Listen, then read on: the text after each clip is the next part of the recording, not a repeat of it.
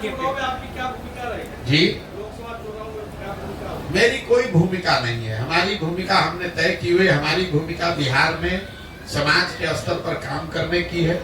मैंने आपको पहले बताया, हमारा लक्ष्य पहले से निर्धारित है।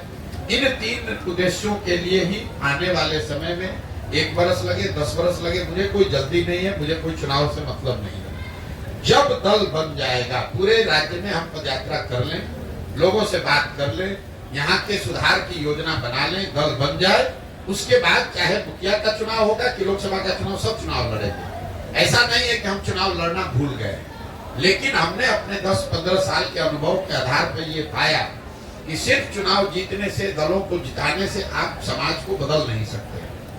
हम जनसुराज में क्या कर रहे हैं, कर पाएंगे, तो बात की बात है। 2015 में तो हमने महागठबंधन के साथ बिहार जीत लिया था। 7 निश्चय का कार्यक्रम भी मैंने बनवाया, बिहार विकास मिशन की परिकल्पना भी बनवाई, लेकिन उससे बिहार नहीं सुधरा। कई राज्यों में हमने सरकार बनाने में अपना कंधा लगाया है, लेकिन हम ये दावा नहीं कर सकते हैं कि उन राज्यों में अच्छी सरकार चल रही है। इसलिए मैंने उस काम को छोड़ दिया और अब तय किया है कि नहीं, अगर भगवान ने मुझे कुछ शक्ति, बुद्धि, साधन, व्यवस्था दिया है, तो मुझे इस शक्ति का, मुझे इस बुद्धि का प्रयोग समाज के बेहतरी के लिए करना है, दल और नेताओं के बेहतरी के लिए नहीं करना है।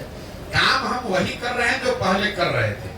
ये आपको लग रहा है कि हम कोई काम छोड़ दिए, पहले हम यही काम दल और नेता के लिए कर रहे थे। उनको बता रहे थे कि आप अपने दल का संगठन कैसे मजबूत कीजिए, अपने आप को संगठित कैसे कीजिए, प्रत्याशियों का चुनाव कैसे कीजिए, किन मुद्दों पर प्रचार कीजिए, किन मुद्दों पर जनता को आश्वासन दीजिए।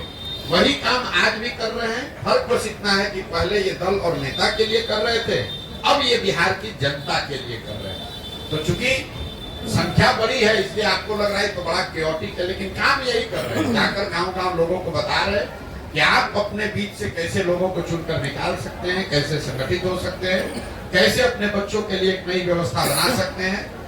और वो करने में मैं या जनसुराज आपकी मदद करेंगे, सहयोग करेंगे, सलाह देंगे, आपका हाथ पकड़ के आपको बढ़ाएंगे। आप आइए, साथ मिलकर ये व्यवस्था बनाएंगे।